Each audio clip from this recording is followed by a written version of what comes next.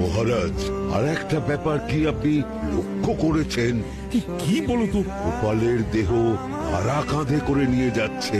হ্যাঁ হ্যাঁ, ওই তো মন্ত্রী, সেনাপতি, জ্যোতিষী আর পণ্ডিত। আসলে গোপালের এই শেষ যাত্রা আমাদের কিছু শিক্ষা দিয়ে যাচ্ছে মহারাজ।